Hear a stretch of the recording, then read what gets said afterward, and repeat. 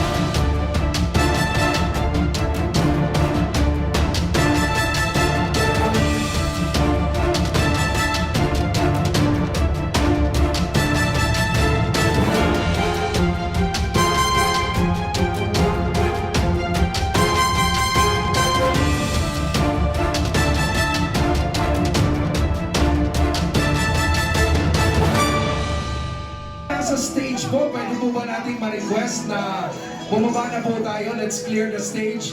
Meron pa po tayo part ng programa natin.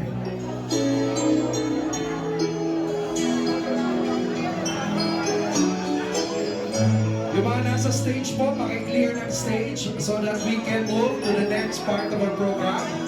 Pwede bang patulong doon sa mga ushers?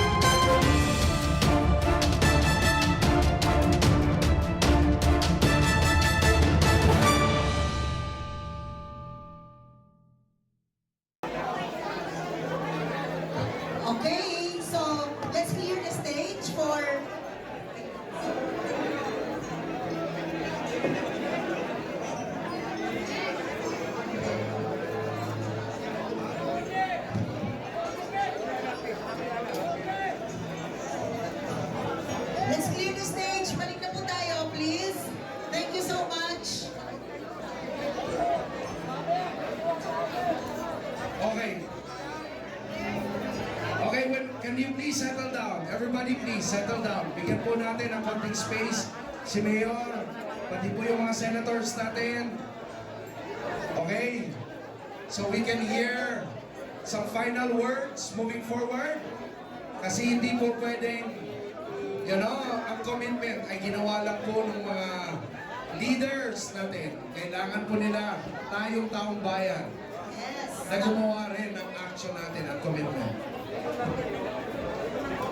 Ang pinaka-importante na part, kasi hindi pwedeng magtapos lang tayo sa ganito.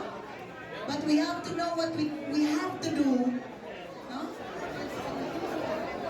Importante lagi may CTA, may call to action para alam natin ang gagawin natin after today.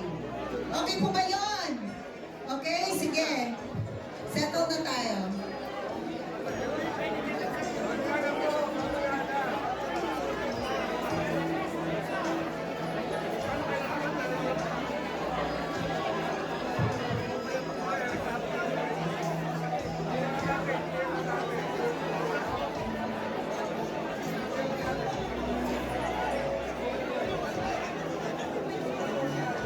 O mga kasama, magsiupo po tayo lahat at mag-o-taking po tayo. Mga kasama, lahat po tayo ay magkakaroon ng oath. Bumalik lang po tayo sa ating mga lamesa. Marshals, please clear. Final oath taking. Pahina lang po muna yung sound. Mga kasama, may final oath taking po tayo lahat. Hindi pa po tayo tapos.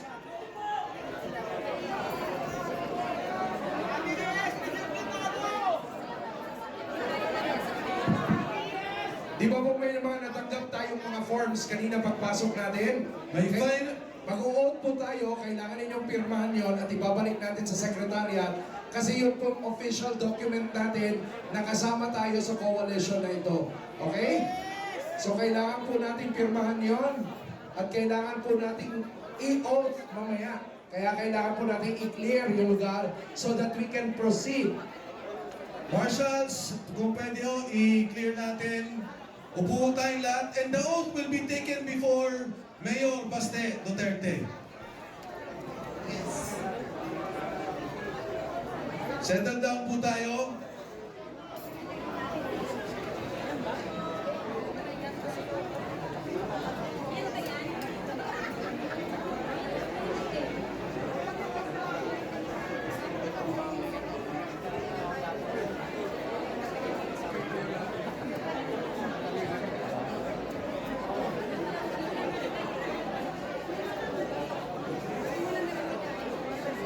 Pakipirma po ng mga forms na meron kayo. Isulat niyo po yung pangalan ninyo. Okay, we have your details naman. Please write your names as well as your, and please sign the forms. We will collect them later on. Alright, because that will signify that you are here and you're officially part ng coalition na ito. Okay? Hindi mo tayo tutuloy sa panunumpa. Pag hindi mag-settle yung mga kasama natin, maupo po muna tayo. Lahat po muna, magsiupo po muna. Dito naman sa kaliwa, nandito na lahat sa table, no? Nandito na yung nasa kaliwa sa table.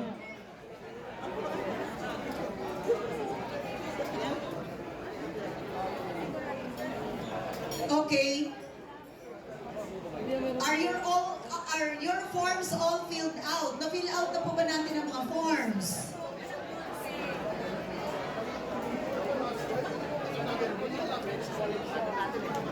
Okay. Anyway, may attendance naman tayo. Yung mga hindi nakatanggap ng form. Ang importante lang po, makapag-oath taking tayo para alam natin officially, right? Na nag-pledge tayo before God, before people, and before these witnesses.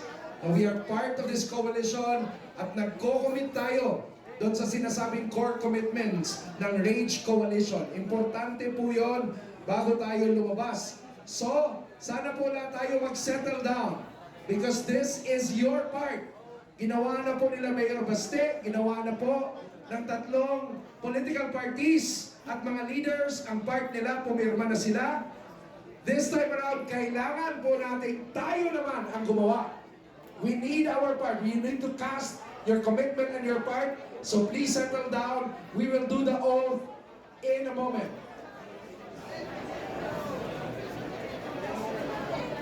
Please sit down. Please sit down.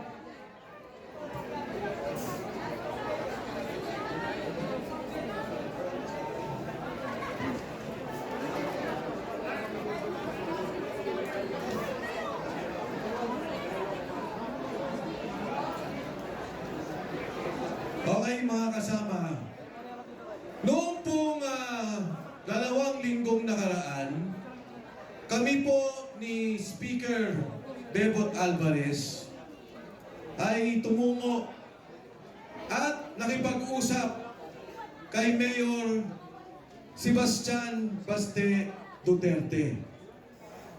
Ang binanggit namin kay Mayor Duterte ay ang pangangailangan ng liderato dahil nakita namin ang maraming organisasyon.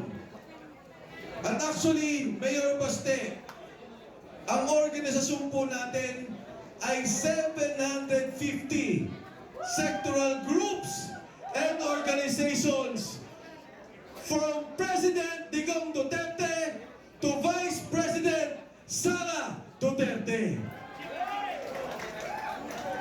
Kaya po, agad-agad naman, ang sabi ni Mayor Baste Duterte, payag ako na tumayo bilang leader ng iba't ibang grupo at koalisyon.